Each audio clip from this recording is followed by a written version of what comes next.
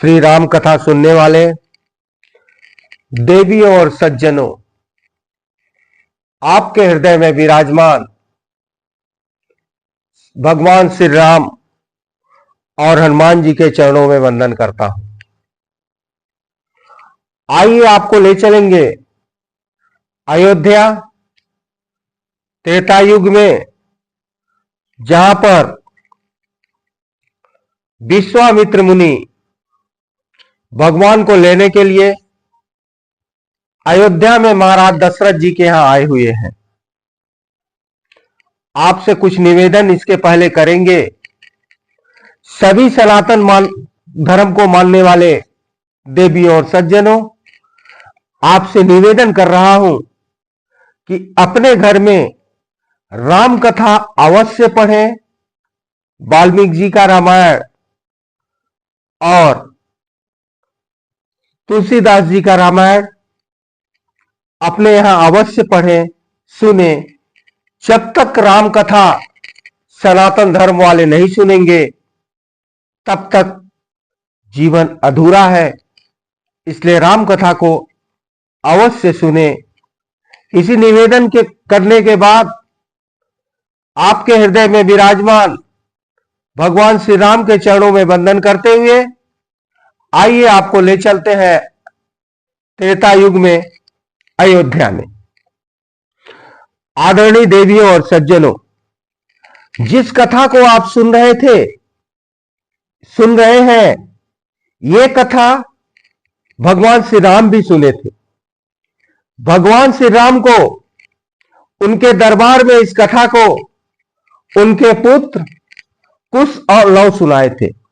इसलिए मैं निवेदन कर रहा हूं, अक्षर अक्षर अक्षरशः जिस तरह से एक एक शब्द भगवान श्री राम को कुश और लव द्वारा राम कथा सुनाया गया था, उसी का हिंदी रूपांतरण आप भी सुन रहे हैं। आइए चलते हैं राजा दशरथ जी के दरबार में। जब विश्वामित्र मुनि राक्षसों का संहार करने के लिए, अपने यज्ञ को सफल करने के लिए और जन कल्याण के लिए भगवान श्री राम को दशरथ जी से ले जाने के लिए कहते हैं, तो दशरथ जी कुछ समय के लिए चिंतित हो जाते हैं, बेहोश हो जाते हैं। लेकिन वशिष्ठ जी के समझाने पर वो मान जाते हैं, प्रसन्न हो जाते हैं और राम को भेजने के लिए तैयार हो जाते हैं। जब वशिष्ठ जी ने उनको समझाया कि मुनि विश्वामित्र जी द्वारा रक्षित राम का किसी तरह से अहित नहीं होगा, ये जगत कल्याण के लिए इनको ले जा रहे हैं, बड़े प्रसन्न हुए दशरथ जी और लक्ष्मण को बुलाकर, राम को अपने पास बुलाकर माता कौशल्या जी के साथ दशरथ जी और पुरोहित जी मिलकर वशिष्ठ जी के साथ स्वास्थ्य वाचन किया। स्वास्थ्य वाचन करने के पश्चात यात्रा संबंधी मंगल कार्य करवाया और श्री राम जी को मंगल सूचक मंत्रों से अभियंत्रित किया। इसके बाद राजा दशरथ जी उनके मस्तक को सूंघकर अत्यंत प्रसन्नचित्त हो विश्वामित्र को सौंप दिया। जब विश्वामित्र मुनि को महाराज दशरथ जी ने सौंपा, उसी समय बहुत ही सुंदर वायु बहने लगी। श्री राम जी को विश्वामित्र जी के साथ जाते हुए देखते हुए देवी देवता हर्षित हो गए। देवताओं ने समझ लिया कि अब आगे का काम बनने वाला है और देवताओं ने ध्वनि से, शंखों से बाजन बजाने लगे, फूल बरसाने लगे और इस तरह से भगवान की यात्रा विश्वामित्र जी के साथ आरंभ हो रही है।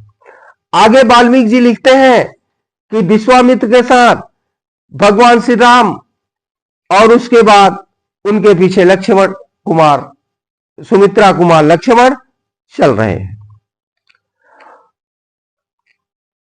दोनों भाइयों के पीठ पर तरकस बांधे रखे थे। दोनों भाई पीठ में तरकस लिए थे। तरकस का मतलब होता है जिसमें तीर रखा जाता है, और एक कंधे पर धनुष थी और एक कंधे पर तुरीड़ था। इस तरह से लग रहा है जैसे तीन फन वाले दो दो नाग महर्षि विश्वामित्र के पीछे चल रहे हैं। भगवान का स्वभाव उच्च और उदार है। अनुपम कांति से प्रकाशित होने वाले वे दोनों अनिद्य सुंदर राजकुमार सब और शोभा का प्रसार करते हुए विश्वामित्र के पीछे पीछे चल दिए। जैसे ब्रह्मा जी के पीछे दोनों अश्विनी कुमार चलते हैं, उसी तरह से विश्वामित्र जी के पीछे भगवान वन के तरफ जा रहे हैं।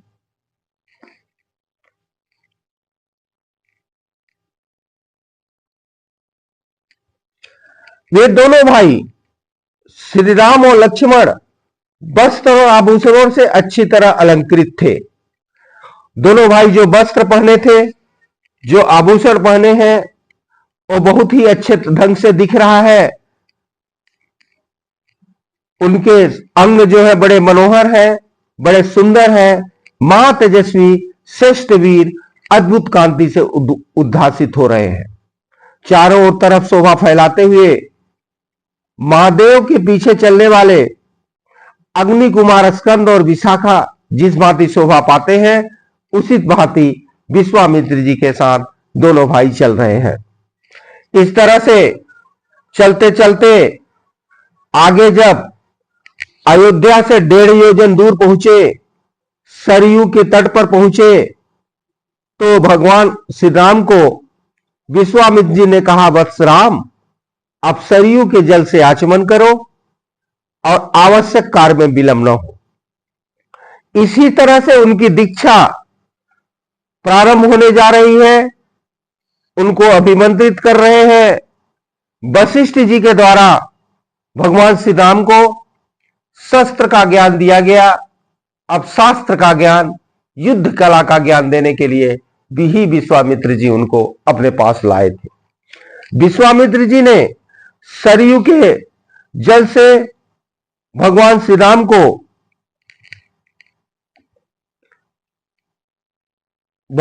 राम को सरयू की जल से आचमन करवाया और अपना कार्य वहीं से प्रारंभ कर दिया। विश्वामित्र जी बला और अतिबला नाम के एक प्रसिद्ध मंत्र को ग्रहण करने का आदेश दिया। बला और अतिबला ऐसा मंत्र है जिसके द्वारा कभी श्रम, थकावट नहीं होता, कभी रोग नहीं होता, कभी किसी का प्रकार का विचार उल्टा सीधा नहीं आता। सोते समय असावधानी से भी कोई राक्षस उन पर आक्रमण नहीं कर सकता। इस पृथ्वी पर बाहुबल में उसके बराबर कोई बराबरी नहीं कर सकता। यहीं से उनकी अस्त्र शस्त्र की, मंत्रों की शिक्षा प्रारंभ हो रही है। वशिष्ठ जी रामचंद्र जी से कहते हैं कि रघुकुल नंदन राम, बला और अति बला का अभ्यास करने से तीनों लोकों में तुम्हारे समान कोई नहीं रह जाएगा। इस तरह से इस मंत्र को जानने के बाद तीनों लोकों में आपके बराबर कोई नहीं रह पाएगा। आगे बोल रहे हैं, अनघ, सौभाग्य, चातुर्य, ज्ञान और बुद्धि संबंधी निश्चय में किसी प्रश्न का उत्तर देने में कोई तुम्हारा तुलना नहीं कर सकेगा। इसका अर्थ हुआ कि आपकी कोई तुलना ही तीनों लोकों में अब इस मंत्र को जान लेने के बाद नहीं होगी। इन दोनों विद्याओं के प्राप्त हो जाने पर कोई तुम्हारी समानता नहीं कर सकेगा, क्योंकि यह बला और अति बला नामक विद्याएं सब प्रकार के ज्ञान की जननी है। जहां से ज्ञान जन्म लेता है, उनकी जननी ही बला और अति बला नामक विद्या है। आगे विश्वामित्र जी बता रहे हैं कि नरश्रेष्ठ राम, तात रघुनंदन, बला और अति बला का अभ्यास कर लेने से तुम्हें भूख प्यास का भी कष्ट नहीं होगा। मतलब बला और अति बला जान लेने के बाद, इस मंत्र को जानने के बाद भूख प्यास भी नहीं लगेगी। सारे जगत की रक्षा के लिए इस विद्या को जानना अति आवश्यक है। इस विद्या को जान लेने के बाद इस धरती पर तुम्हारा यश का विस्तार होगा। ये दोनों विद्याएं ब्रह्मा जी की तेजस्विनी पुत्रियां हैं। आगे बता रहे हैं इन दोनों को देने का विचार किया है। राजकुमार, तुम इनके योग्य पात्र हो। ये पात्र भगवान श्री राम ही है। यद्यपि तुम में इस विद्या को प्राप्त करने के सारे गुण मौजूद हैं। बता रहे हैं कि तुमको ये विद्या प्राप्त करने के लिए सारे गुण आपके पास विद्यमान है, इसमें कोई संशय शक नहीं है। ये तपोबल से अर्जन किया गया है। इस विद्या को विश्वामित्र जी अपने तपोबल से प्राप्त किए थे और ये अनेक फल देने वाला विद्या है। इस तरह से श्री रामचंद्र जी आचमन करके पवित्र होके शुद्ध अंतःकरण से इन दोनों विद्याओं को ग्रहण किया और इन दोनों विद्याओं को ग्रहण करने के बाद इस तरह से राम दिखाई देने लगे जैसे साक्षात सूर्य वहां पर हो। इस तरह से उस विद्या का तेज उनमें विराजमान हो गया। इस तरह से सरयू के तट पर श्री राम अपने गुरु जी के साथ एक घास फूस की बिछाई हुई सैया पर घास फूस बिछाकर वहीं पर रात बिता रहे हैं। दोनों भाई विश्वामित्र जी तमाम तरह का ज्ञान दे रहे हैं, अपने वाणी में मिठास से उनको बहुत ही अच्छी अच्छी बातें बता रहे हैं। यही रात बड़ा सुखमय प्रतीत हो रही है और उस रात सरयू के तट पर दोनों भाई अपने गुरु जी के साथ बिताए। ये अपने गुरु जी के साथ बिताई हुई पहली रात थी। आगे की कथा अगले अंक में। तब तक आपके हृदय में विराजमान भगवान श्री राम के चरणों को वंदन करते हुए अपने वाणी को विराम देता हूं।